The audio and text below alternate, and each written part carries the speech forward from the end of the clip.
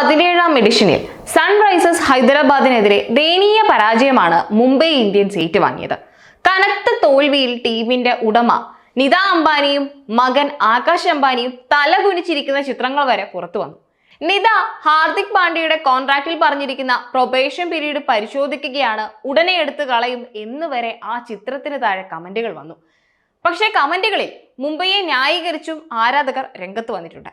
IPL ചരിത്രത്തിൽ ഏറ്റവും ഉയർന്ന സ്കോറായ 277 റൺസ് 3 വിക്കറ്റ് നഷ്ടത്തിൽ ഹൈദരാബാദ് അടിച്ചു കൂട്ടിയപ്പോൾ 5 വിക്കറ്റ് നഷ്ടത്തിൽ 246 റൺസ് എടുക്കാനേ മുംബൈക്ക് സാധിച്ചുള്ളൂ.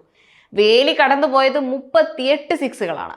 ബൂംറ ഒഴികെയുള്ള എല്ലാ മുംബൈ ബോളർമാരും ഓവറിൽ 10 റൺസിലധികം വഴങ്ങി. കൂറ്റൻ സ്കോർ പിന്തുടർന്നിറങ്ങിയ മുംബൈ ഒട്ടും മോശമായില്ലെങ്കിലും 246 റൺസിൽ ഒതുങ്ങുകയായിരുന്നു. മുംബൈക്കായി രോഹിത് ശർമ്മയും ഇഷാൻ കിഷനും മികച്ച തുടക്കം നൽകിയെങ്കിലും വിജയ നമ്പറിലേക്ക് എത്തിക്കാനായില്ല. എങ്കിലും ടീമിന്റെ ബാറ്റർമാരെ കുറ്റം പറയുന്നവർക്ക് മറുപടി നൽകാൻ ഹാർദിക് പാണ്ഡ്യ രംഗത്തെത്തിയിട്ടുണ്ട്. മുംബൈ ബാറ്റർമാർ മികച്ച രീതിയിലാണ് ബാറ്റ് വീശിയതെന്നാണ് മുംബൈ ഇന്ത്യൻസ് നായകൻ പാണ്ഡ്യ പറയുന്നത്. ബാറ്റിങ്ങിന് അനുകൂലമായ മികച്ച വിക്കറ്റുകളായിരുന്നു അത്. വിക്കറ്റ് ബാറ്റർമാരെ സഹായിച്ചു.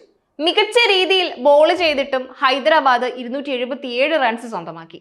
അതിനർത്ഥം അവർ നന്നായി ബാറ്റ് ചെയ്തു എന്നാണ്. ഇടയ്ക്ക് തങ്ങൾ തന്ത്രം മാറ്റി നോക്കി.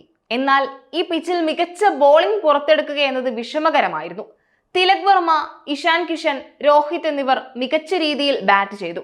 കുറച്ചു കാര്യങ്ങൾ മാത്രമേ ചെയ്യാനുള്ളൂ, അത് ശരിയാക്കുമെന്ന് പാണ്ഡ്യ പറയുന്നു.